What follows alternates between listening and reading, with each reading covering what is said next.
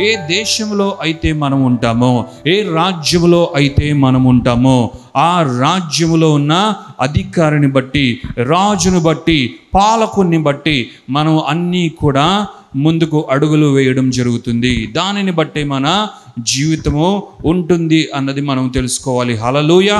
అలాగున ఒక రాజ్యంలో మనం ఉన్నామంటే ఆ రాజ్యంలో ప్రజలుగా జీవించడం జరుగుతుంది. దేవుని రాజ్యంలో దేవుని బిడ్డలుగా మనం ఎందుకున్నామో తెలుసా? దేవుడు మనల్ని ముందుగానే ఎన్నుకొని ఏర్పరచుకున్నాడు. ఆయన తన రిప్రజెంటేటివ్స్గా మనల్ని ఆయన ఫీల్ అవుతూ ఉన్నాడు. కాబట్టి మనమంతా కూడా దేవుని రాజ్యంలో ఉన్నాము. దేవుడు మనల్ని ఎన్నుకున్నాడు, అలాగే అంబాసిడర్స్గా కూడా చేశాడు. హల్లెలూయా.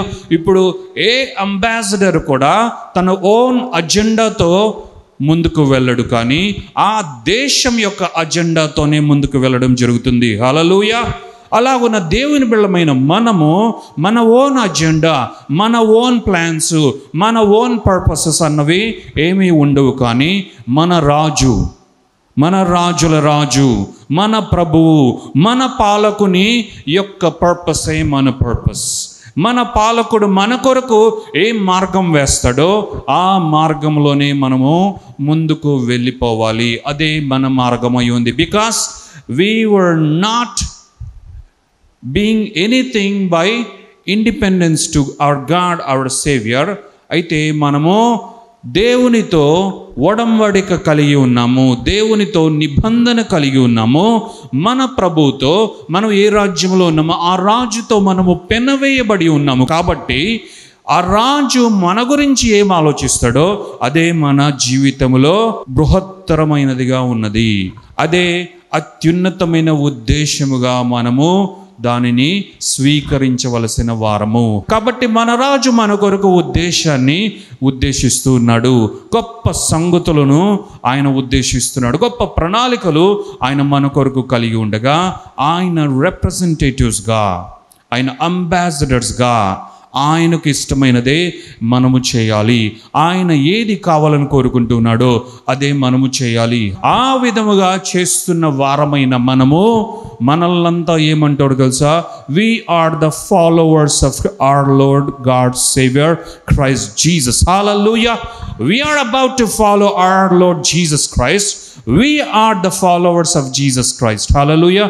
యేసు క్రీస్తును వెంబడించు వారలమే మనము. ఏ రిప్రజెంటేటివ్ కూడా తన దేశాన్ని వెంబడించకుండా పక్కన దేశాన్ని వెంబడించడానికి ట్రై చేయరు. అలా చేస్తే వారికి వేరే రకమైనటువంటి, మంచిగా చేస్తే ఒక రిప్రజెంటేటివ్, ఒక అంబాసిడర్ చెప్పినట్లుగా ఆ దేశం చెప్పినట్లుగా చేస్తే తనకు రివార్డ్ ఉంటుంది. అలా చెప్పకుండా వేరే ఇంకేదైనా చేస్తే శిక్ష కూడా ఉంటుంది. అర్థమవుతుందా? దేవుని బిడ్డలైన వారు ఒకవేళ శిక్ష అన్నది లేకపోయినా దేవుని బిడ్డలు దేవుని ఉద్దేశాలు ఏవైతే ఉన్నాయో, మనం ఏ రాజ్యంలో ఉన్నామో ఆ రాజు యొక్క ఉద్దేశాలు ఏవైతే ఉన్నాయో అవి మనము చేయవలసిన వారమై ఉన్నాము. అంటే మొదటిగా మనము ఆయన యొక్క ఉద్దేశాలు నెరవేర్చే క్రమంలో ఆయనను వెంబడించి మనము ముందుకు వెళ్తూ ఉంటేనే ఆ ప్రణాళికలు మనకు తెలుస్తాయి. అవి మనము నెరవేర్చే వాళ్ళమై ఉన్నాం. అనగా every ambassador will definitely follow its nation, its country. ఏ ప్రతినిధి అయినా, ఏ అంబాసిడర్ అయినా తన దేశాన్నే వెంబడిస్తాడు. హల్లెలూయా. తన దేశంలో ఏం జరుగుతుందో దానినే అనేక మందికి చెప్పడం జరుగుతుంది. తన దేశంలో అభివృద్ధి జరిగితే దాన్నే ఫాలో అవడం జరుగుతుంది. తన దేశంలో ఏ వృద్ధి జరుగుతూ ఉంటే, ఏ కార్యం జరుగుతుంటే దాన్నే ఏ దేశంలో ఉన్నా సరే అతను వెంబడిస్తూ ఉంటాడు. అంటే ఇంకా చెప్పాలంటే ఏం జరుగుతుందో దాన్ని ఎప్పటికప్పుడు అప్డేట్స్ తెచ్చుకొని దాన్ని ఫాలో అవుతూ దానికి తగినట్లుగా జీవిస్తూ ఉంటాడు. మరి దేవుని బిడ్డలైన వారు దేవుణ్ణి వెంబడించకుండా దేవుని ఉద్దేశాలు నెరవేర్చడం అన్నది కుదరదు. రక్షింపబడిన మనము, దేవుని బిడ్డలమైన మనము, దేవుని ఉద్దేశంలో ఉన్న మనము, దేవుని యొక్క కృప చొప్పున మనమందరూ కూడా ఎన్నుకోబడి ఏర్పరచబడి ఉండగా మనము దేవుణ్ణి వెంబడిస్తున్నామా లేదా ఒక్కసారి ఆలోచించుకోవాల్సిన వారము. మనము దేవుణ్ణి వెంబడిస్తున్నామా, ఇంకా దేన్నైనా వెంబడిస్తున్నామా?